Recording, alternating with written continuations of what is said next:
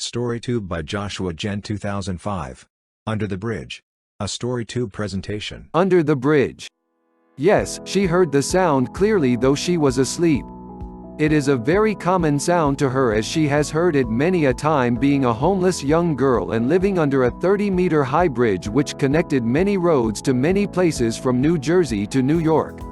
As a baby, the first outside sound she grabbed was the sound of water other than the petting of her parents.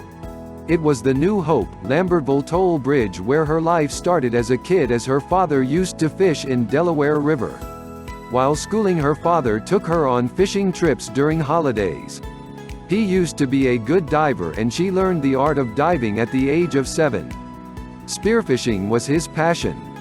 While improving her performance underwater, now she could go underwater and stay there for a good 8 minutes without any problem. At the age of 15, she lost her father as he got a severe heart attack and died. This is where disaster struck. Their landlord was a pure drunkard and a womanizer. As her mother used to work in the nearby hospital, she had to come home from school and stay alone until her mother returns after work. Waiting alone at home did not make any difference until Lagza, the landlord, started eyeing her.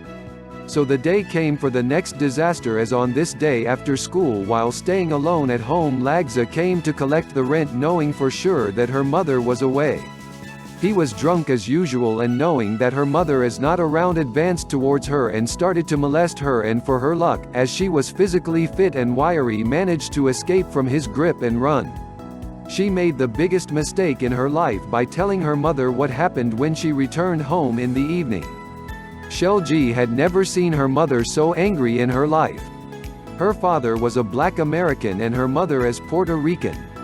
After hearing the story, she was shivering with anger. Loaded her father's double-barrel gun and went straight to Lana's house and blew his balls off, which killed him after 4 days in a coma. Later she was sentenced to 10 years.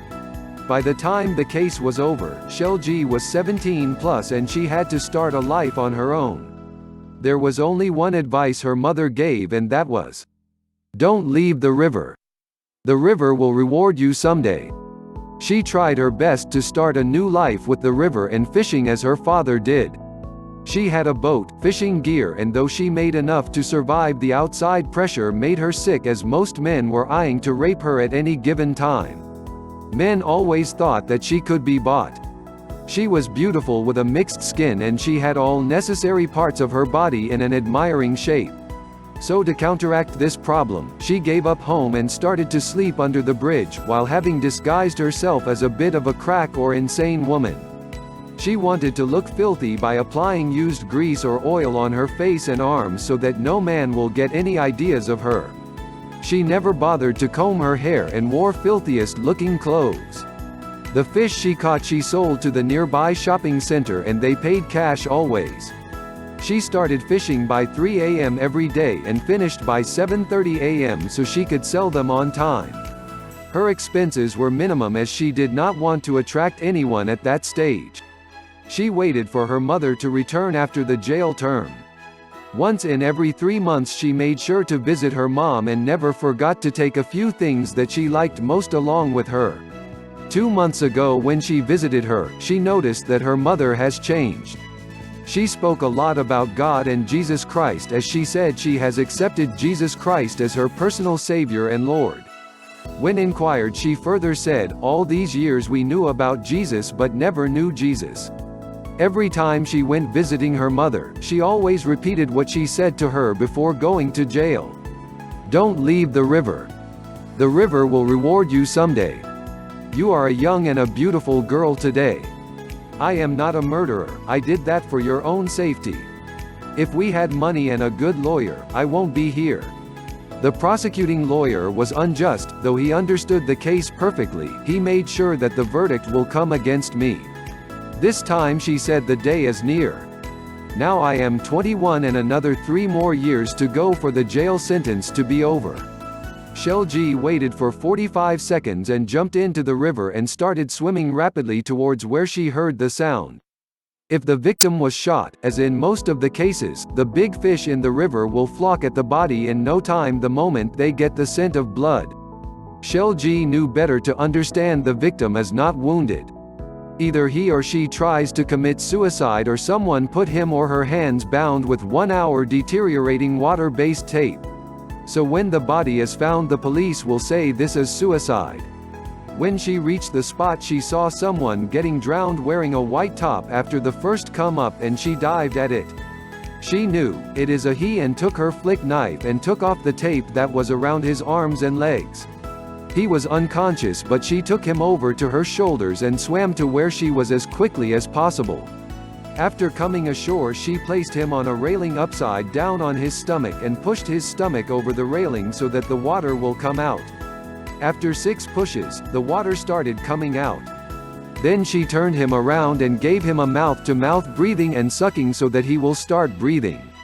She has done this many a times before, and she knew how to revive a drowned person. It worked, and he somewhat came to his senses as the pumping and mouth-to-mouth treatment worked. She quickly unbuttoned his shirt and loosened his belt and trousers. He was breathing heavy and trying to revive himself on his own now, and she knew he would be all right. Then she had a good look at him. He was a good-looking young man of about 26 or 7. He was wearing a Ralph Lauren light blue long-sleeve shirt, had a Mont Blanc pen pinned on his shirt pocket, and was wearing a Rolex Gold on his wrist. She knew that he should be rich to wear branded clothing like this, and wondered why on earth someone wants to kill him. Rufus Homer was the only son in his family and inherited the family business at the age of 20 by having a degree in business administration and management, and was very successful. In 6 years he made the company's value rise to double.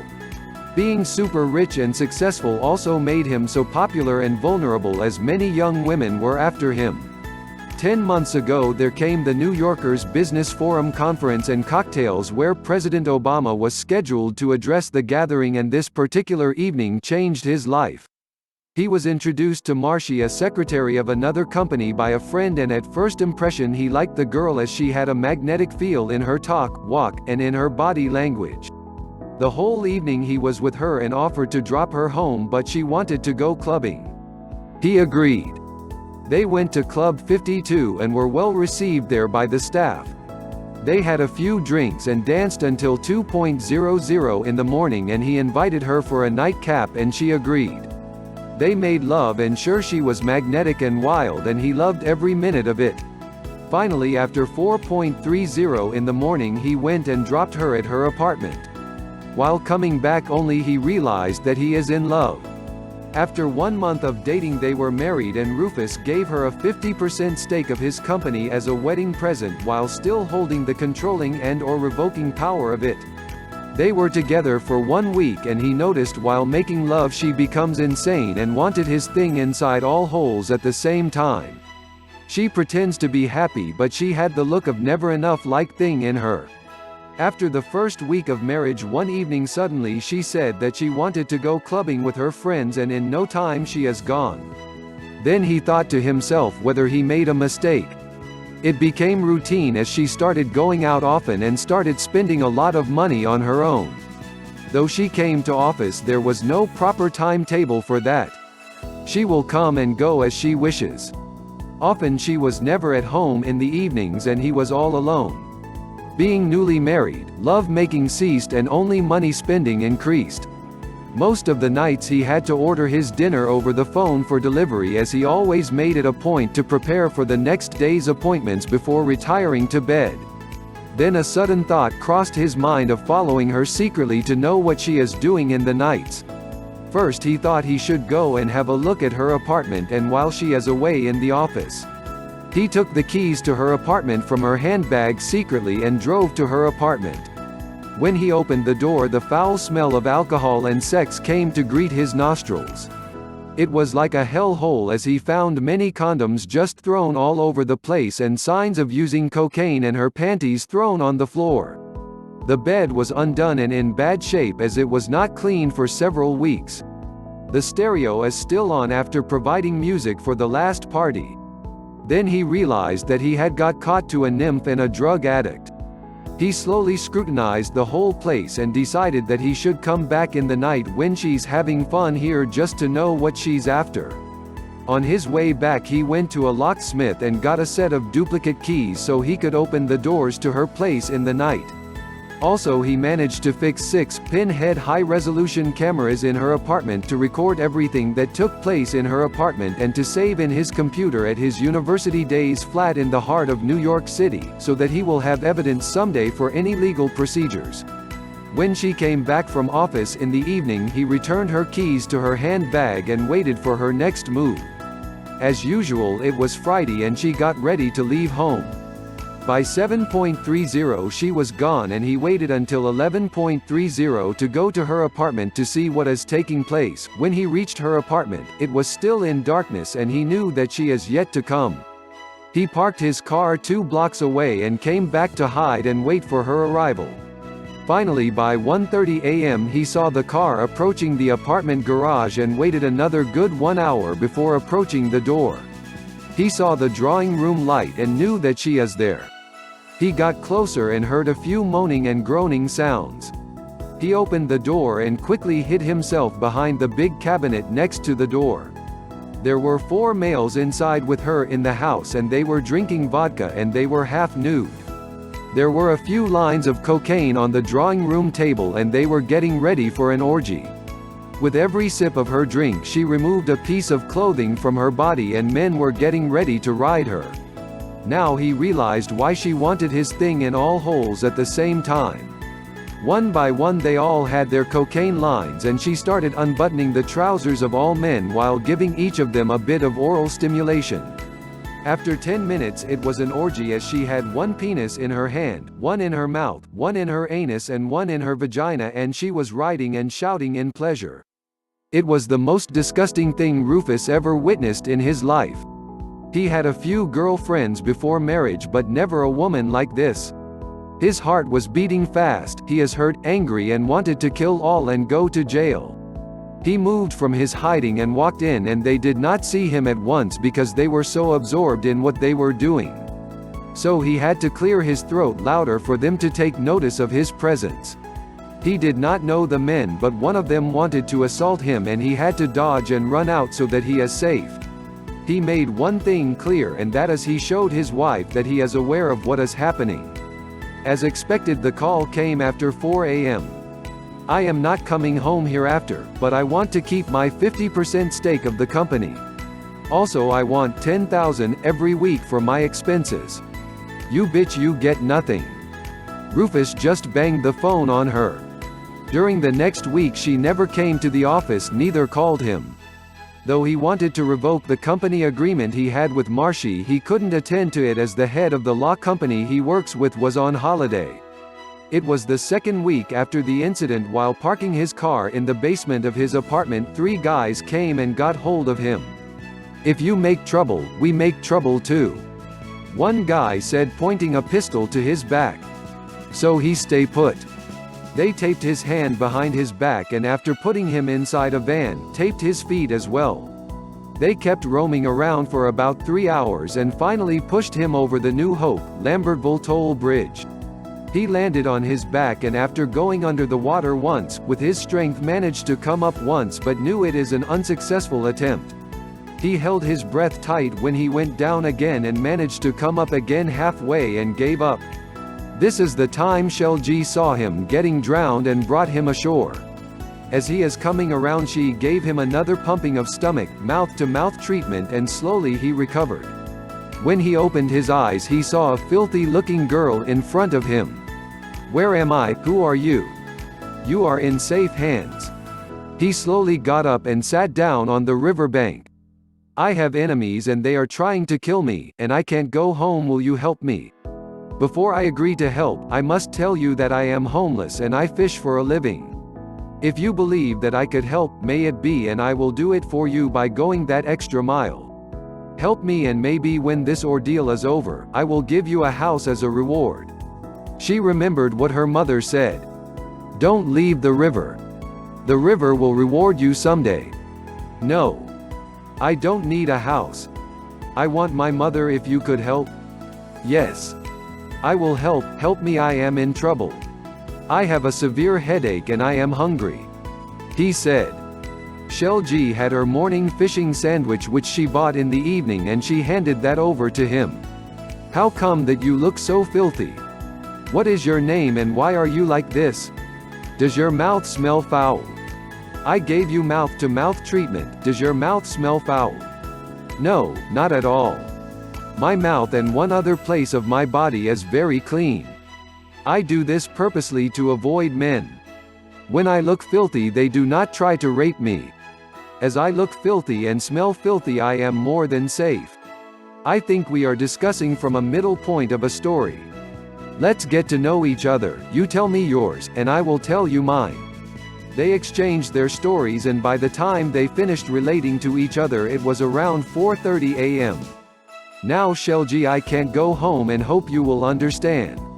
I cannot use any of my credit cards as then they will know I am alive. Do you have any money on you? Yes, I can give you $712. That is all I have.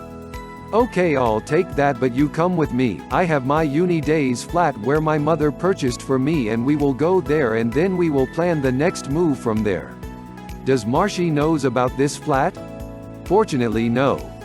Shelji thought to herself, nothing to lose and nothing to gain. Okay, let's make a move. She tightened the boat to a pole nearby and padlocked it. As she will be missing her job for the first time in her life she thought, maybe I'll be back tomorrow. They came to the main road and took a taxi to his flat. Though it was unoccupied for a long time it was in good shape. Shelji, you clean yourself up. I am not dangerous, as you have saved my life from certain death. I will look after you until I die. That's a promise. Okay, I'll do that, and I have only one pair of good clothes I wear once in 3 months to go and see my mom and I will wear that. It took 1 hour for her to get all grease and used engine oil out of her body. After a very long time she felt good. All soap and body lotions and shampoos were men's but she did not mind.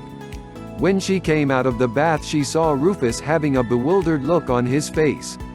She went out and brought the groceries for about 10 days. As it was a condo-type flat she decided that they will cook their own meals. Finally it came on evening news that Rufus Holmer, the owner of RH Associates, have disappeared. Marshi was interviewed by the TV news presenters but she acted as she is in mourning and as in shock. She was asked the question whether Rufus had any problems, financial or otherwise, and she denied both. Rufus knew that she is after his money and she is the only one who would want him dead so she could own the whole company and snort cocaine until the company goes bankrupt. While having dinner prepared by Shelji, Rufus thought how come that his own wife never prepared a meal for him during the 10 months that he was with her. It was nothing much. Rice and a yellow meat curry but tasted good and he remembered his mother. Finally when bedtime came, there was only one bed and Rufus demanded that Shelji sleep on it and he will sleep on the ground. He never forgot to acknowledge Shelji saying thanks and commenting that she is a beautiful young lady. Yes, you are too beautiful to live under a bridge, he said. After 6 years she was on a bed. Trying to sleep. Trying to think what is next? Okay, when Rufus is out of this mess she will go back to the river. As promised, if he comes out of this mess he will help her to get the mother out of jail. She dreamt that night Jesus coming to her and saying, "Your mother's prayers have been answered. Now you also believe in me and pray." Though she was woken up from her sleep suddenly, she thought she will forget about it by morning but she felt her lips are moving in praising Jesus. She got up at 7:30 in the morning, went to the kitchen and sat down after making a coffee for her when she remembered the dream. She did not know how to pray or how to believe in Jesus. The only words that came out of her mouth was, "Jesus, if you are real, teach me how to pray and how to believe." It was a one-line speech but she felt a load has been lifted from her heavy heart. After a very long time she felt happy.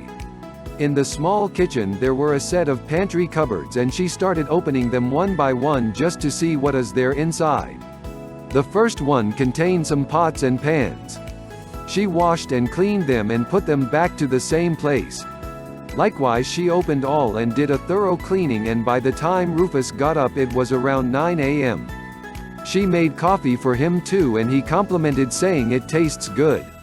By 11 in the morning Rufus had a plan. He is going to buy a cheap new phone on Shelji's name and will make a call to his friend Nimra in the law office where he helped him in signing as a guarantee for a loan he obtained when he was getting married. Once again Shelji was on the road to buy a cheap mobile for Rufus. She returned by 11:30 a.m. with some cheap changing clothes for Rufus as he had only one set of clothes when he drowned. He had a few home changes in the condo but nothing to go out. Rufus managed to phone the telecom operator and get the general number to the law firm and asked the operator whether he could speak to Nimra Blotag. The call was connected and he was lucky to get him online. First he persuaded Nimra to be silent about his whereabouts and Nimra promised that he will keep the secret. Further Rufus told him to go to his office the next day and see what is taking place over there as he wanted to know the latest from his office. Also he told him if Marshi is there, to tell her that he is on a monthly observation visit with regards to LYM project. Again it came on the local news in the evening and they have formed a few NYC police squads to search for Rufus. Shelji made a potato pie with bacon and both of them enjoyed the meal followed by coffee. While going to bed Rufus thought how good it would be to marry this girl while getting Marshi divorced. On the other hand Shelji thought to herself how decent Rufus is as he never even made a lustful glance at her so far. Nimra reported the next day that Marshi had instructed the accountant for $60,000 check on her name. The accountant Sharma had to tell her all checks above the value of $25,000 should be signed by Rufus and then she wanted 3 checks on her name and Sharma had to oblige but wanted to write the checks under 3 names according to Nimra's instructions. She had given 2 other names and Nimra convinced Sharma to instruct the bank to record all details possible from the people who will change the 2 checks. The next day the checks were presented to the bank and the bank in return got the names, addresses and phone numbers of the people who changed the checks. In the evening Rufus phoned and gave further instructions to him with regards to Marshi and asked him to manipulate her in such a way that she will leave the company and vanish from New York City for good. Nimra, though he was a junior lawyer, knew exactly how to handle situations. Especially he felt that he is obliged to handle this case right for the help Rufus did for him when he was getting married. He decided that he should pay a visit to Marshi at the office the next day. When he stepped into her office, she made a disapproving glance at him which made him annoyed. "Good morning, Mrs. Holmer." While saying he took the front seat. "Morning." She was blunt. "I came specially to see you to give you some important information about Rufus." "Yes." "Tell me Nimra, I am listening." "Rufus is alive." Suddenly the mood and the face changed. It was very noticeable. She went dead silent for a good 2 minutes. "How do you know?" she asked with a faintish voice. "Okay. He spoke to me and wanted to tell you that you need to sign the divorce papers without any claims or you will go to jail with your 3 criminal friends who abducted him and threw him from the Lambertville toll bridge. I was not involved in a thing like that, how dare you accuse me? Lady, I am a lawyer. The 2 guys who changed the checks yesterday are friends of yours and we have all the necessary details of them with us. If you play the ball right we could settle this amicably and if not, my law company is ready to persecute you and your thugs for a jail term of not less than 10 years. What do you like? I need an answer this evening and if I do not get the call or if I don't hear from you, we need to get ready for a legal battle and by tomorrow I do not intend to talk to you but looking at taking action. Have a nice day Mrs. Holmer." Without giving any chance for her to confront him, to agree or disagree he walked out of the office and went straight to the accountant's office and instructed that further payments to Marshi should be stopped with immediate effect. Also he called Rufus to tell him how it went and told him to wait until evening for the response. Marshi knew that Cat has come out of the bag. She phoned to tell the 3 guys Lando, Reva and Hody that Rufus did not die but alive. She further said that she paid $60,000 for it and she needs a refund with immediate effect. All 3 have spent half of it and were willing to return half of it. Marshi thought for a moment. $30K is better than fighting a case, going to jail and still losing everything from Rufus.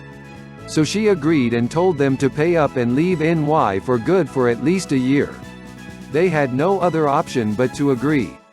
After getting the balance money back, she phoned Nemra and told him that she is willing to play the ball.